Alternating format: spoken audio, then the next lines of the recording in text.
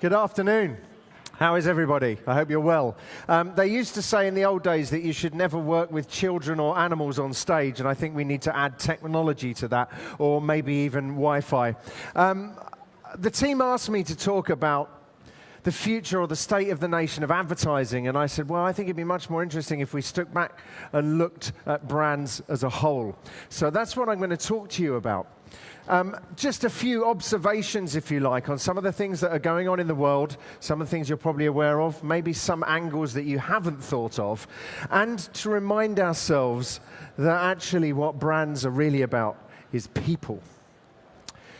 But first, let's take a step back in time. This is 1905, Fifth Avenue, just outside my office actually, and for the first time we have cars and horses happily sharing the same streets. So what's the moral of the story?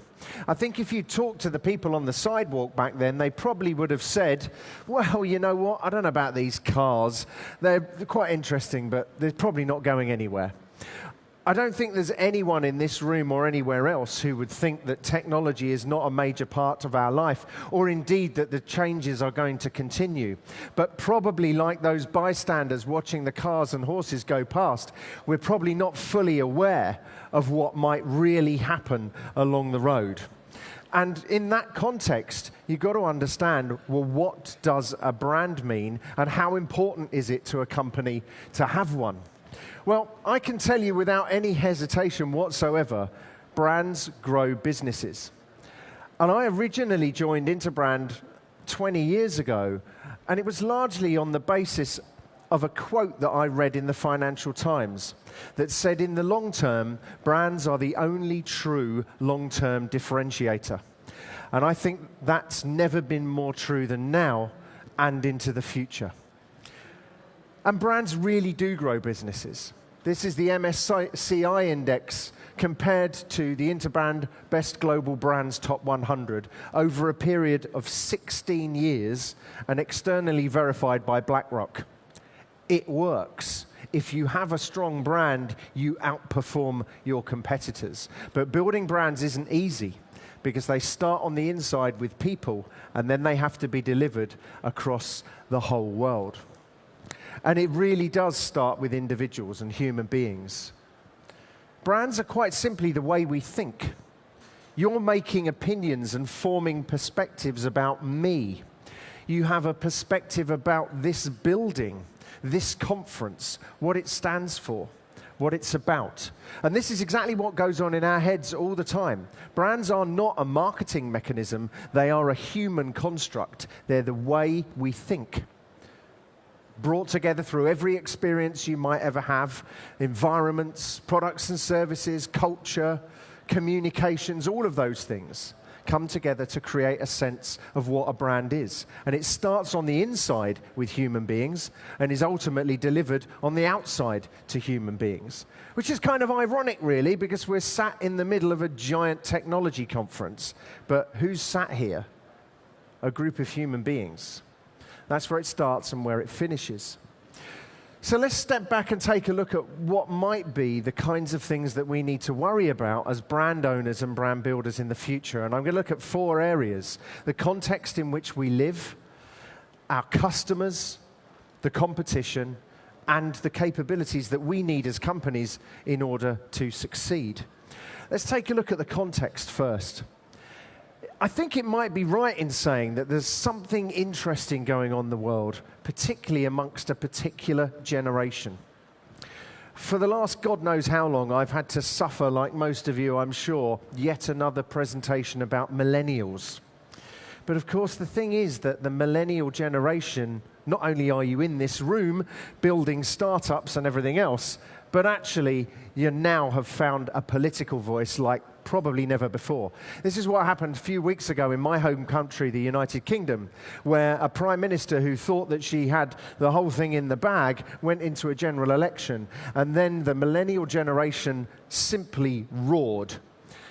They stood behind Jeremy Corbyn and the Labour Party, and they really stood behind a sense of purpose, a sense of values, the desire for a better community and a fairer world.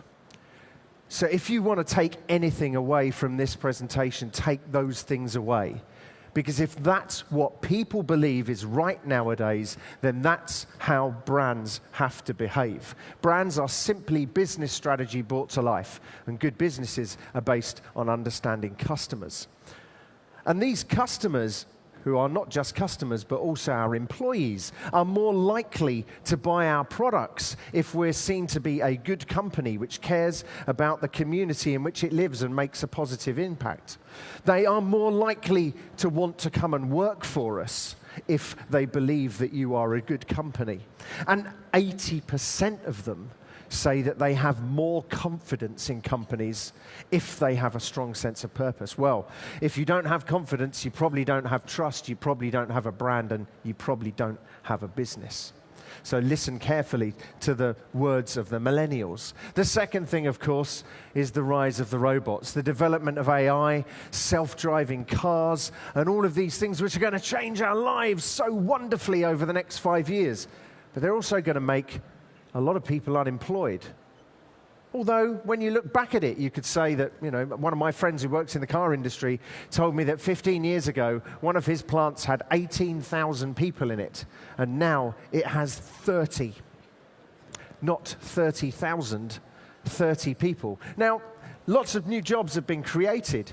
And of course, this creates tremendous opportunity for marketers, from programmatic media to the kinds of models that we build for our clients to help them understand how the investments that they make in their brand drive sales and profitability, through to the ability to bring together content, messaging in real time, and talk to me as an individual.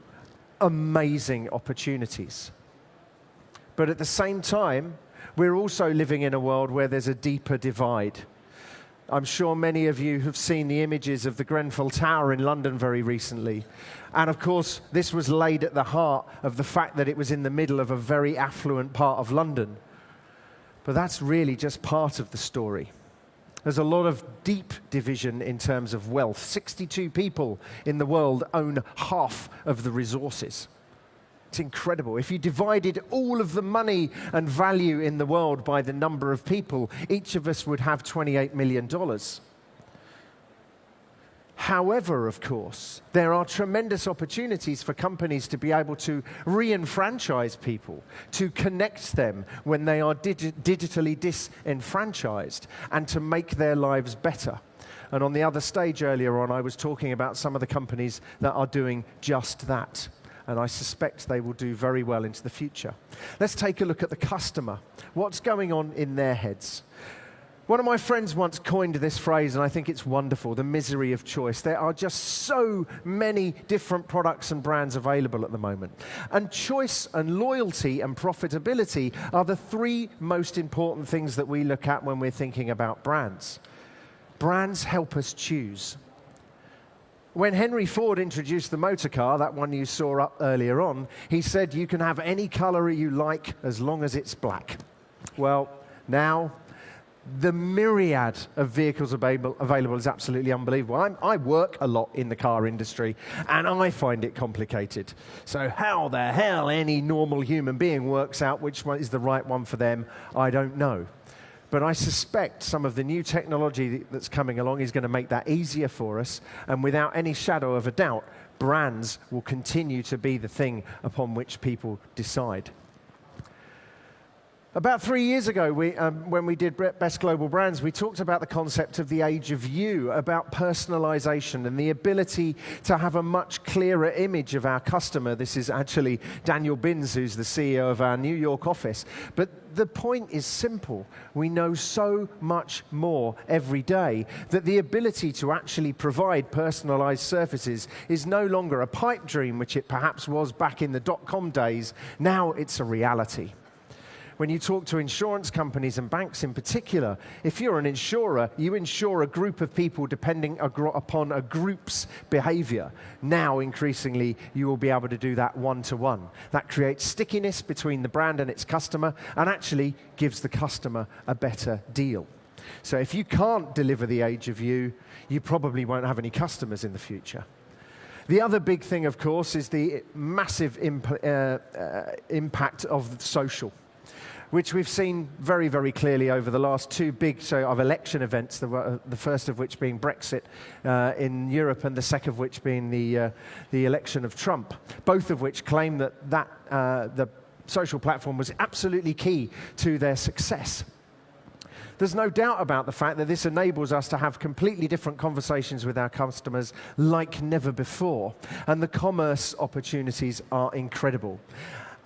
It was quite interesting just watching TV this morning, somebody talking about the importance, it was actually with the CEO from Hootsuite, trying to convince companies that they needed to really get their heads around social. Is everybody asleep? Of course you need to. So what's going on in the world of competition?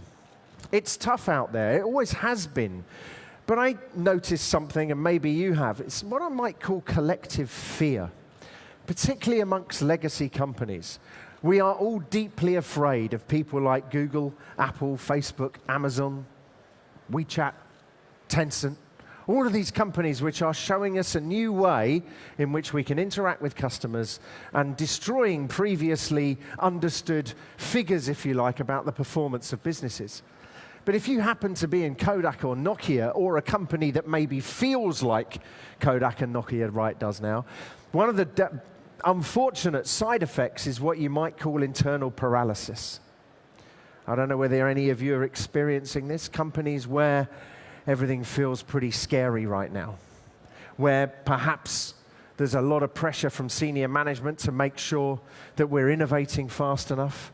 There's a tremendous amount of technological development going on in every single department, which isn't quite as well joined up as we all know it should be. And then the central layer of businesses, which one of my friends calls the permafrost, the middle managers, literally caught between the decision of whether I protect the performance of today and risk that for the potential of tomorrow. Nobody wants to lose their jobs. Everybody wants to move forward. But when you have collective fear within your organization, it's extremely difficult to focus on your purpose and to innovate in accordance with customer needs. And at a time when products are becoming more and more and more similar, that's a big issue.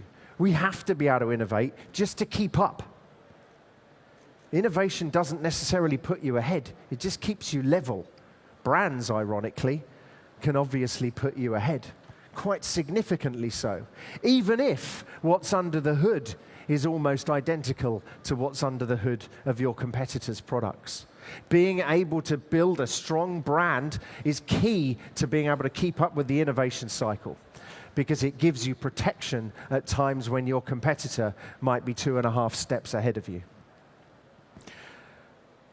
And this is really what drives many of those wonderful companies that I mentioned earlier on. The power of purpose-filled people inside your organization. Many of these companies, of course, have a larger cohort of what you might call millennial employees than many of the others. And we all know how they behave because we started off talking about that. If you've got a company full of them with a very clear purpose and a real sense of momentum, you're very difficult to stop. But unless you have a purpose, and you can attract these kinds of people, because let's face it, talent is one of the biggest problems all of us have. How do I get the best people? How do I keep them? And how do I get the best out of them? This is absolutely critical to company success. We can learn a lot from the cultures that have been established by companies like Google and Airbnb. So what do all these things that are going on in the world mean to us as marketers? Well, I've given you some clues along the way, and here's some more specifics. Well, I've said it several times, and I'll be absolutely clear. Being purposeful doesn't mean that you're talking about making sure that for every product you make, you give another one away, or that you're donating large amounts of money to a particular charity. Being purposeful is simply about being clear. What is our business about? What do we stand for? And where we are going? This is more important now than ever before, because quite simply, if you cannot delegate and allow your people to make the decisions in real time at light speed for what happens every single day, you will never be able to keep up. And being purposeful can be about who you're about. It can be about what you do. It can be about your passion for your individual product. It can be about the way that you feel about your culture. but all of it comes back to purpose. And of course, we all need to be automated. Over the last 10 years, I've seen my company move from a position where, largely we were kind of, we were interested in digital, it was all going on. But now, pretty much everything that we do has some kind of platform, dashboard, means by which we can connect performance directly to business performance. It's tough stuff, but it has to be done. Most companies spend 1/13 on their most valuable intangible asset, their brand, on what they spend just looking at their fixed assets. And yet, the brand is the thing that's really going to drive them to success in the future. And finally, of course, you have to be set up to succeed. What kind of marketing organization do you need in order to be successful? Should it be highly centralized? Should it be highly independent to local markets? And then within that context, what kinds of things do you need to be able to provide in order to give your people the things they need to be successful into the future? I think it'd be clear to say that there are a tremendous number of fascinating, scary, and massively inspiring forces that face us as marketeers, brand owners, business starters, whatever you may happen to be. But there's two things I think that we need to remember going into the future. The first thing is your brand is your business strategy brought to life, and it is your primary means of differentiation and success in your marketplace. And the second thing is that brands are about people.